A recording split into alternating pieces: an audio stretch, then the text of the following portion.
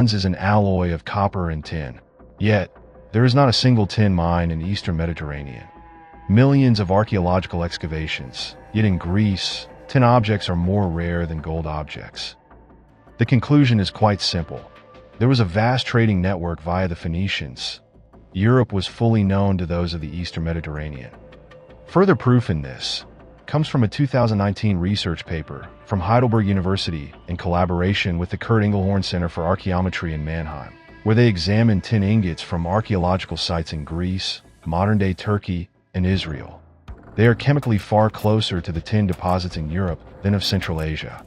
For example, the tin artifacts from Israel largely match tin from Cornwall and Devon, Great Britain. In simpler words, tin was imported from Europe in order to make bronze. A last proof of tin's origin and how connected the ancient world was is the origin of tin for ancient Greeks. Cassiterides. Greeks never minded.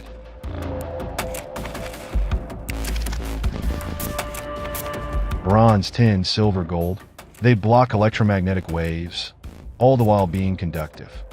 The following is from Wikipedia on electromagnetic shielding. Copper is used for radio frequency shielding because it absorbs radio and other electromagnetic waves. Common sheet metals for shielding include copper, brass, nickel, silver, steel, and tin. For example, electrically dominant waves are reflected by highly conductive metals like copper, silver, and brass. RF shielding is also used to protect medical and laboratory equipment to provide protection against interfering signals, including AM, FM, TV, emergency services, dispatch, pagers, ESMR, cellular, and PCS. It can also be used to protect the equipment at the AM, FM, or TV broadcast facilities. A bronze armor is harder than an iron armor, and it also makes its wearer immune to electromagnetic waves, all while being conductive. The following are the names of the Greek gods that we should examine. Zeus, god of electricity or polarity. Hermes, god of transmission or information. Hercules, sun, emitting the most electricity. Hephaestus, god of machines. Hera, pomegranate is her symbol. Figure it out, let me not spoil everything. They were so obsessed with bronze to the point they had even cookware made of bronze, and were familiar with gears and machinations. But you think they couldn't wrap a bronze coil and figure out electricity? Even though their healers walked around with bronze coils wrapped around their staffs? This is Asclepius with his staffi. You are looking at a directed energy apparatus, commonly known as a staff. The caduceus and rod of Asclepius are literally bronze, wrapped around an electromagnetic object. Or you think the ancients had no idea about what a magnet is? These magic rocks? Channeling healing frequencies to boost someone's immune system sounds laughable today because our medical industry suppressed this technology. But now that you know a staff using a conductive metal could be used to heal, here is a suspicious literary reference. In the Book of Numbers, Old Testament, the context is Israelites were damaged and wanted to be healed, and to heal, they were bitten by the bronze serpent of Moses. Numbers 21 verse 8. And the Lord said unto Moses, Make thee a fiery serpent, and set it upon a pole, and it shall come to pass, that every one that is bitten, when he looketh upon it, shall live. Numbers 21 verse 9. And Moses made a serpent of bronze, and put it on a pole. And it came to pass, that if a serpent had bitten any man, when he beheld the serpent of bronze, he lived. Bronze of all metals, curious isn't it? I could delve into healing by electricity, Wilhelm Reich, Royal Rife, or even the fascinating symbol of snakes in much archaeological imagery being a reference to electricity. It rationalizes much of snake worship in history. For example, being dangerous or poisonous, kills on touch, symbol of wisdom, but evil. Ouroboros being a closed circuit, snakes being wires, etc. But it's best to speed right to the end.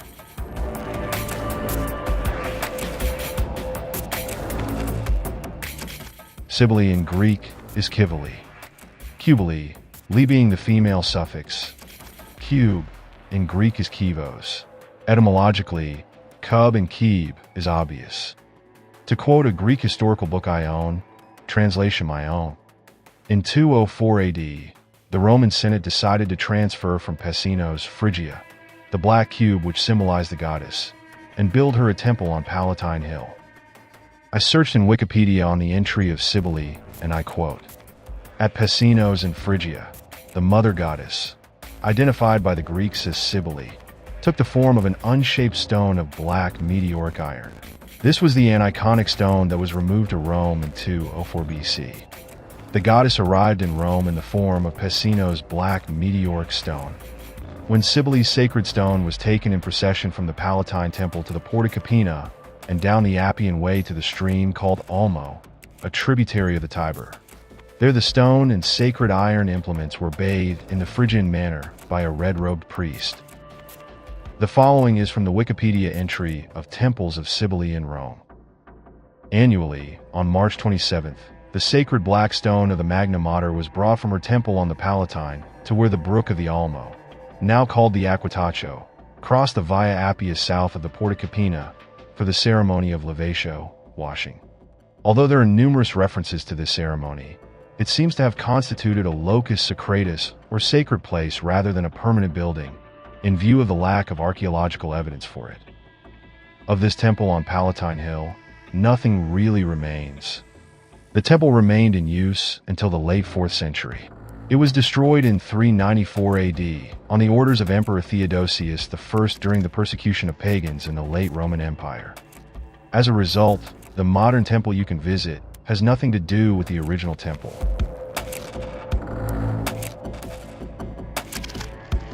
I'll go back to the Wikipedia entry about Cybele. But her most celebrated Greek rites and processions show her as an essentially foreign, exotic mystery goddess who arrives in a lion-drawn chariot to the accompaniment of wild music, wine, and a disorderly, ecstatic following. Is this not the whore of Babylon from the Apocalypse of John? With whom the kings of the earth have committed fornication, and the inhabitants of the earth have been made drunk with the wine of her fornication. And here is the mind which hath wisdom. The 7 heads are 7 mountains, on which the woman sitteth. And the 10 horns which thou saw are 10 kings, which have received no kingdom as yet, but receive power as kings 1 hour with the beast. And he said unto me, The waters which thou sawest, where the horse sitteth, are peoples and multitudes and nations and tongues. And the woman which thou sawest is that great city, which reigns over the kings of the earth. Pay attention to verse 9. The 7 heads are 7 mountains, which means Palatine Hill. To quote the very first phrase from Palatine Hill's Wikipedia entry, the Palatine Hill, Classical Latin, Palladium, Neo-Latin, Callus or Mons Palatinus, Italian, Palatino, which relative to the 7 hills of Rome is the centermost. And in verse 18 it reads, that great city which reigns over the kings of the earth, which means Rome. There is only one way an entity can have power over peoples and multitudes and nations and tongues, and that is digital technology. Think social media addiction. And the inhabitants of the earth have been made drunk with the wine of her fornication, or more accurately connecting to their network, access granted by Rome. All roads lead to Rome.